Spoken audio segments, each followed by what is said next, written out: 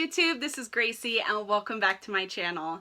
Today I am wearing my Disney shirt for you guys because I'm going to be showing you how to do a Disney DIY.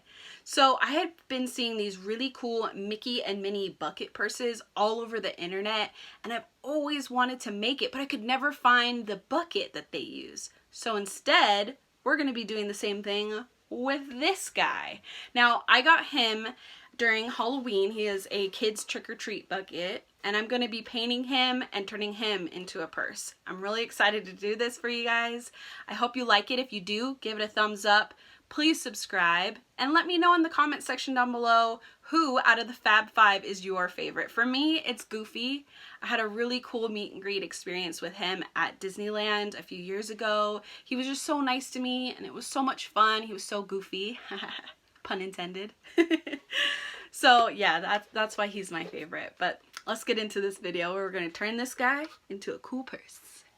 So here is the fully spray painted Mickey trick-or-treat bucket that I am turning into a crossbody purse. I've painted it entirely matte black, which I'm very happy with. Turned out really cool. I got the strap yesterday, I think it was, from Joann's. So this is just like a kind of like a belt material, but I liked the color red. It kind of already matched what it already had, and I liked that red, so I'm kind of excited about that. I have the clasps for everything, so these will eventually go on the side here somehow. I have to figure that part out still, and then it will obviously attach to the strap itself. And then I'm going to spray paint this black as well. So that's where I'm at so far. The next thing I have to do is find a way to get this strap or handle off. And I'm going to try and just kind of like saw it off with a box cutter right in there. Alright, little update. I got the handle off, but it broke off. So now I still have these things to deal with. So pro tip, take the handle off before you paint it because I've already messed up. Got like this really bad cut through it, but it'll be okay. I'm alright with it. It's probably going to get more banged up anyway when I start using it, so it's okay. But I gotta figure out a way to get these things off now. I have like no way of gripping them. Okay, so success. I got one side out. It is a little banged up, but again, it's gonna get more banged up as I use it and wear it, so I'm not super worried about it. It took forever. I have all these tools that I tried to use. I basically just kind of like hacked away at it with the box cutter and then took these pliers and then like pulled it and curled it, kind of like, well, you'll see the result here, how everything is just kind of like gnarled and yanked at, and finally it got down to this little nub here, which is not focusing, but yeah, basically that's what it came down to, and then I just shoved it through the end. So finally I have one side out. Now for the next. I ended up going back to Joann's and I got these two black square rings right here. I'm going to take these and hopefully they'll fit. I'm going to attach it to this area here where the bucket handle used to be. Then I'm going to take these two fashion swivel hooks, paint them black with some spray paint that I used on the Mickey himself. Then take this fabric that I also got from Joann's and sew them onto the swivel hooks. That way, if I ever change my mind and I want different color straps, I can definitely do that and make multiples of whatever color I want. But the next step is to attach the black square rings.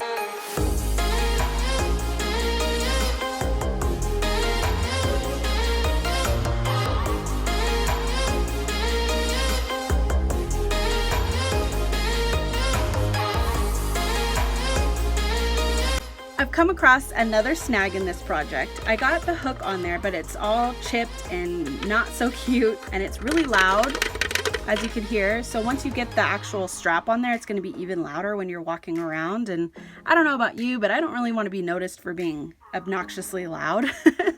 So I thought, what if I used part of this strap and then made like a little loop? But then it would be red. And what if you want to go with like a pink strap, like I had said earlier about changing the color of the straps? So I found some old jeans and that I had already cut up basically, and I thought, well, what if I took some of this, because it already has a finished seam on here, what if I took some of it and made a little hook loop strap for the end here, and then that way we can still use our swivel hooks to attach to that, so it'd be a lot quieter. And I have 2 pant legs, so the other one we can use as sew it up, of course, sew it up and make a little cinch bag for the inside, so all of your stuff can sit inside of there. It can cinch up at the top, and then the fabrics would both match. So I'm gonna go ahead and figure something out for that, and I'll let you know what I end up with. So I think I have a little bit of a plan going here. I went ahead and just cut a long piece off of the, I guess, the side seam here, and this is what I came up with. So this piece here, I'm going to flip it over like so that that finished seam shows and is exposed, because it has some pretty cool detailing to it. And at first glance, I don't think you'll be able to see or notice that that's from a pair of jeans. So if you don't have a pair of jeans that are cut up, I would say just cut off a piece of fabric, and I'm going to, I guess, we may have to sew this inside out like that and then flip it inside out again. If you know sewing, then you know. But basically, cut a strip like this of any kind of fabric that you want. You're going to sew it backwards. So I'm going to do like a little stitching on the edge up this way, and then flip it inside out, so then it will actually end up looking like that.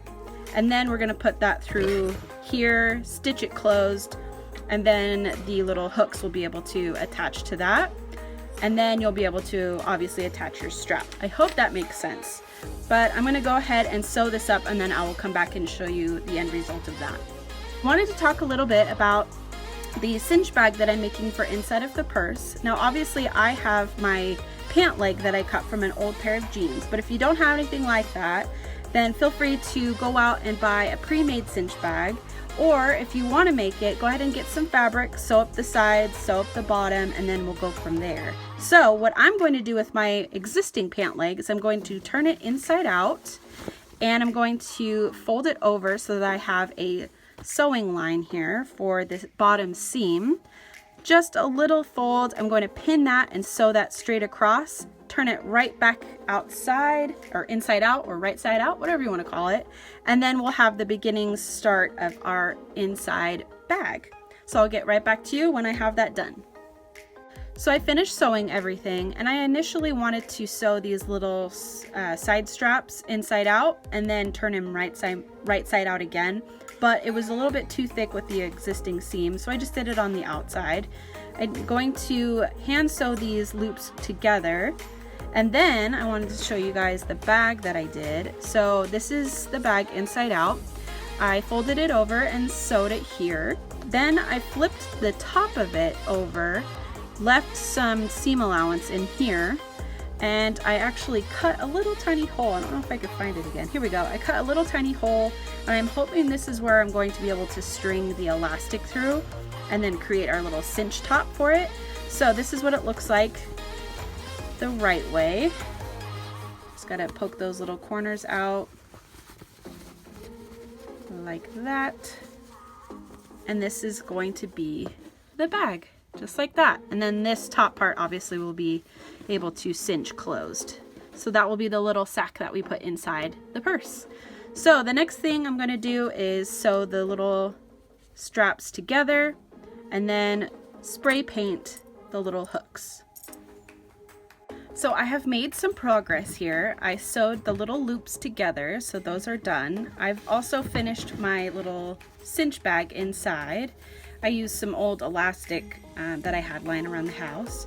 All I need to do is get one of those little plastic things that tighten and loosen and all of that. But other than that, I'm pretty happy with it. You put all your stuff in here, cinch it on up. And this, I'm hoping to cut this down as well as soon as I get that little attacher here, so that way I know how much to cut off, or if I just want to use like a little tie. So we'll see how that goes. But right now I am waiting for those little hooks, the metal hooks, to dry. I just spray painted those with a black paint, the same stuff I used on the Mickey bucket itself. So once those are dry, then we'll attach our strap, sew it all up, and it should be done by then. I got a couple more things from Joann's, and I got the adjustable slide buckles and the cord lock here. I got these for the little cinch bag inside. So now we have our finished bag. Just pull this, got to do a little bit of finagling, there we go. And then now I can lock it closed, just like that. So the side, or the cinch bag is all finished. And now I'm working on the strap. So I looked at a different bag that I already have and figured out how to use these little adjustable guys. So basically what you have to do, let me pull this out so I can show you better. What you have to do is run your cord through the little buckle here, and then take your end and loop it over. And I'm going to sew that, and then I think I'm also going to try and burn the edge first so that it's a finished edge and it won't keep unraveling. Burn that first, then flip that over and sew it. Then once you have it all done, you're going to take your other end and just string it through like this. Okay, well, not exactly like this because it's not perfect, but there we go. You're going to run that all the way to the end or to wherever you want it, and basically you'll have one end that's a loop. Oh, there you go. One end that is a loop, and then that's where you're going to put the little buckle on. The other end, you're going to put the buckle through, flip it over, sew it, and then your little, what do they call that? The little hook buckle thing is going to be on that end. I'll show you a little bit later, but first I'm going to burn these edges and then sew the little loop closed. Okay, so I have finally finished the strap. As you can see, the hooks are fully spray painted and good to go. Instead of burning the edges, because they did not burn, it didn't melt, I ended up using hot glue. Actually, let me zoom in a little bit here.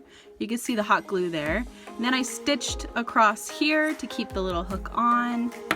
I also did the same on this end for the little loop part, so you can see that there. So basically, it's all finished. So let's go ahead and hook it onto the purse, and that means we'll be complete with this project. Awesome. Just give it a little hooky hook here and a little hooky hook here. There we go. If I can get it in there. There we go. Ta-da! I hope you guys enjoyed this video. If you did, give it a thumbs up, subscribe, do all that stuff, and I will show you the finished product right now.